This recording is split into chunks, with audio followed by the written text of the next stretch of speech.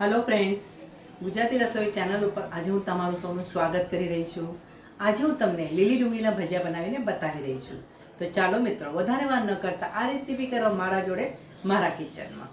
લીલી ડુંગળીના ભજીયા બનાવવા માટે અહીંયા મેં 5 નંગ લીલી ડુંગળી લીધી છે। એમાં પાછળ જે આ રીતે સફેદ કાંદા હોય છે એ પણ લેવાના, અને આ રીતે જે પાન હોય છે લીલા પાન એ પણ તમારે લેવાના છે। અને ઝીણા સમારીને એને 4 થી 5 પાણીમાં ધોઈને સારી રીતે નિતારી લેવાના છે। હવે આપણે એમાં બધા મસાલા નાખતા જઈશું। સૌપ્રથમ એમાં આપણે 2 થી 3 ઝીણી સમારેલી લીલી મરચી નાખીશું।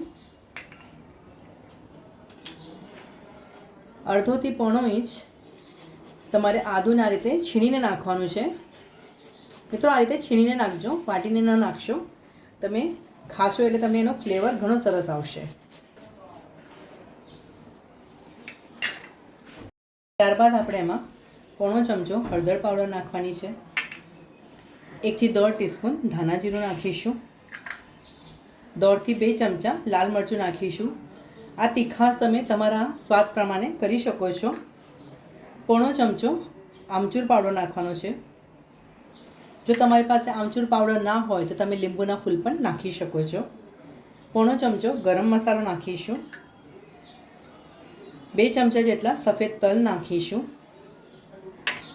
અને પોણો ચમચો તમારે અજમો લેવાનો છે, અને અજમાને તમારે આ રીતે હાથથી મસળીને ત્યારબાદ નાખવાનું।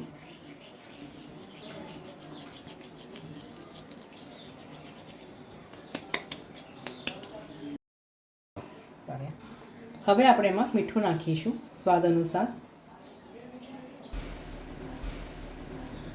હવે આપણે આ બધું મિક્સ કરી લેવાનું છે।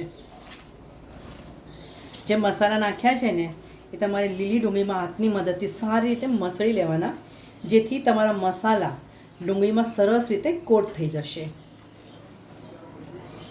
આ રીતે મસાલા તમારે લીલી ડુંગળીમાં મિક્સ કરી લેવાના। ત્યારબાદ આપણે એમાં લોટ નાખવાનો છે। અહીંયા મેં 1 ટેબલસ્પૂન ચોખાનો લોટ લીધો છે, અને 1 મોટો કપ આ રીતે ચણાનો લોટ લેવાનો છે। હવે આપણે એને મિક્સ કરવાનું। લોટ નાખ્યા બાદ સારી રીતે મિક્સ કરવાનું।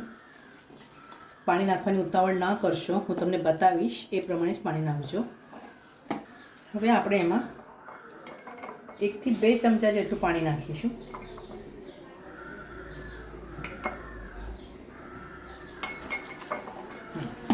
પાણી નાખ્યા બાદ મિક્સ કરીશું।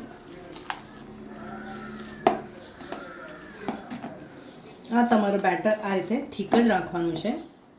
કઢાઈમાં આપણે તેલ ગરમ કરવા માટે મૂકવાનું છે। તેલ ગરમ થાય કે આપણે 1 ચમચા જેટલું તેલ આ ભજીયાના બેટરમાં નાખવાનું છે, જેથી તમારા ભજીયા એકદમ ક્રિસ્પી બનશે।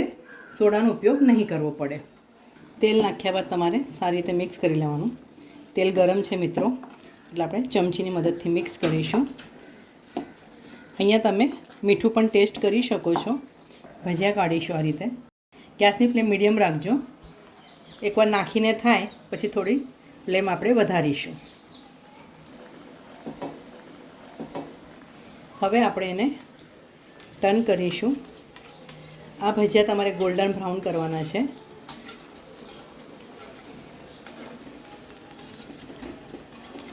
અહીંયા મેં નોનસ્ટિક કઢાઈનો ઉપયોગ નથી કર્યો, લોખંડની કઢાઈ લીધી છે।